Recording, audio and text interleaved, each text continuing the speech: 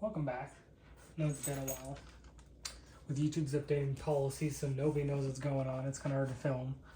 That off life gets busy. Also, on top of that, I pre-recorded a video just to have it get corrupted, so that's nice. I'm here to talk about bows though. There's many different types. There's ones like this. There's compound bows, which have like the wheels up top, and then there's crossbows. They all do basically the same. The only difference is the poundage. This one is a 45 pounder. And what's interesting is this is $100, whereas you go on Cabell and there's $300 bows.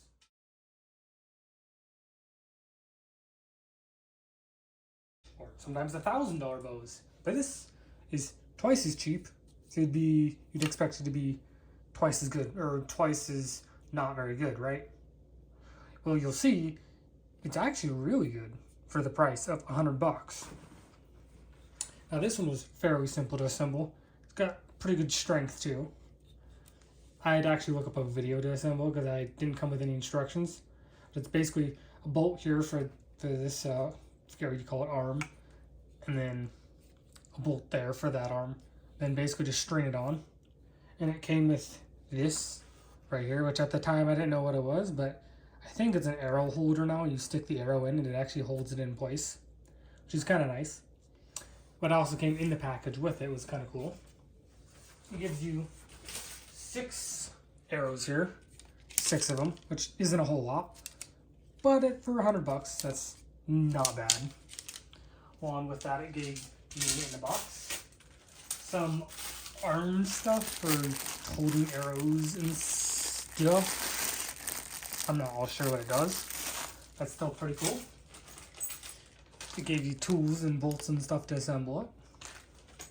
And it gave you 6 normal arrows, and there was 6 hunting arrows, but as you'll see in the other part of this video, I used 3 of them. These are a bit cheap, and I say that because they will break apart after use. But I mean, for $100, you can't blame the bow for breaking cheap arrows. It's not the bow's fault, it's the arrow's fault. So, yeah. What's really nice about this, like I said, is it wasn't $300, $400, it was $100. Now, yes, you don't get things like a fancy scope here, or you don't get like a nice, super good grip guard, but for $100, I mean, it's worth it. It's definitely worth it. And to test this, I'll do 3 tests. I'll do like a drop test, because you never know when you're hiking or hunting or whatever, and you trip and the whole thing goes downhill. So drop test. And I'll do like a power test, because you'd expect a bow like this to not have the 45, 50 pounds as it claims, but as you'll see, it's really effective. And then a simple killing test. And contrary to belief, in movies, it always has like 1 arrow goes and it hits the person and they die instantly. That's not what happened in medieval times. It took sometimes 6 to 7 arrows to kill 1 person with knight armor or samurai armor. Because these arrows, and even hunting arrows, they don't go through armor. Not completely. They might go through a little bit, but you had to really aim for like the throat or the eyes or gaps in the armor, because it usually didn't go through armor. So let's get right onto it and test this thing out. So we're back out here. Got my target up. Got a wooden backstopper just in case. Now you'd be a complete idiot if you missed over the target, clear through the backstop and hit like the house, say. So that should be plenty good. Just 3 arrows of each. Give you an idea kind of what they do. Test in general, just the overall power of this thing for $100, like I said. It seems to have pretty good power, so let's give it a shot here. Then 3 arrows of each, and then we'll have some fun with some different targets. And I figured out what this does. This actually holds the arrow in place. Oh, sorry, here. This actually holds the arrow in place. See? So it doesn't actually fall. I figured out what that does. It's not a sight. It's to hold the arrow in. Skimmed over the top. It's okay. There we go. So yeah, pretty good power. So as you can see, Pretty good power. Stuck in nice and deep. For $100 bow. Dang. Look at that. Okay, so now I got 3 of these arrows. Now these aren't practice arrows, but I think it's a good idea to give you, I think it's good to give you an idea what these do. So let's throw them down range. Well, I mean, it didn't stick in. Let's see if it even held together. Alright, so right off the bat, this is loose. Which, that's not the bow's fault, that's more the cheapness of the arrow. So, as you can see, it's loose. But again, not the bow's fault, just the cheapness of the arrow. There we go. That one went in. As you can tell, I'm not the best shot. But hey, they stick in and actually hit and put power into it. Okay, so these are definitely stuck in there nice and tight. Surprisingly, they didn't bend, as you can tell. Everything's still straight on them relatively. They need to focus. Yeah, they didn't bend. I mean, they're still together, so they're cheap, but they're not that cheap. Again, pulled it out. Didn't bend. Pretty good arrows. They're a little cheap, but the bow, you can see, has good power. You stick in nicely, leave holes. I mean, for $100, this is the way to go. Okay, let's do 3 of these arrows right here, downrange, against their furry. Remember, kids, if a furry comes at you, run for your life, because they'll try to make you gay. That was a joke, disclaimer. Let's see what these do to a watermelon, aka furry, or, you know.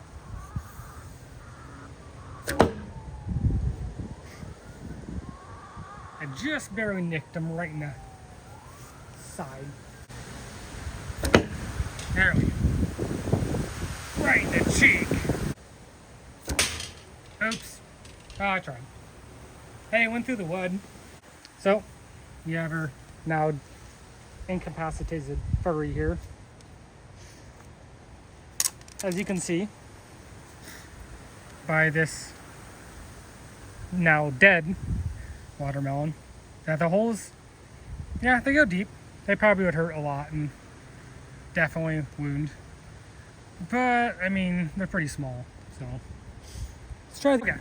Now I'm going to show you the difference with these arrows that are made for hunting, because there is a bit more slicing of the inside when it goes through.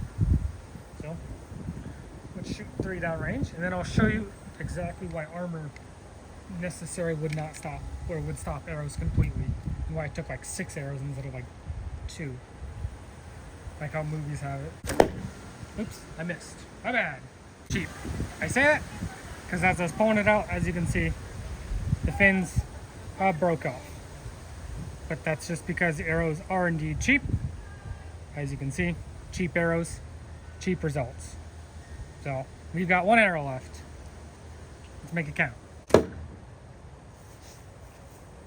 Yeah, missed it. Based on this bow is that these arrows definitely need to be a little better made, because if they break apart doing that just on a wooden target, think about like an animal, you're not going to get more than 1 use out of that arrow. But that's not the bow's fault, that's more the arrow's fault. So downrange, I'm so confident that it doesn't go through armor that I've even put my own armor with a watermelon. You can see there's the watermelon here. Right here was the watermelon. And top. Again, these won't go through armor because bows genuinely didn't, and I'll show you why. I'll give it 3 tries.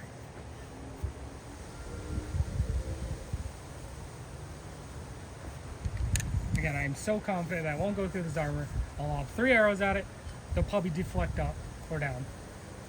We're far enough away, so it shouldn't matter. But you'll see. That was a miss. Oops.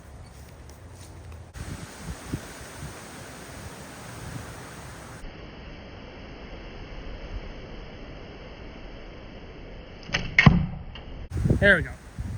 So as you saw, it deflected up off the top. Let's try two more. That one deflected up off the top. It was just a glancing blow.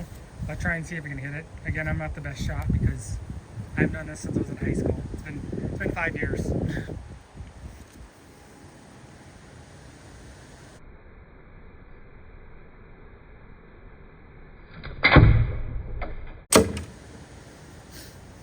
Number 2, deflected right off, as you can see. No damage, basically.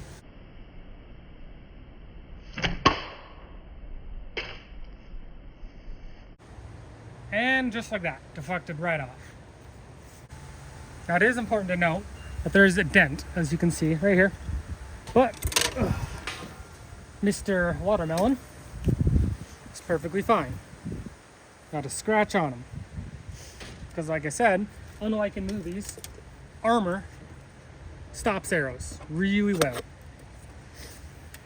To the point where it would take 5 or 6 arrows to kill one person, not 1 or 2. As in movies, it gets wrong.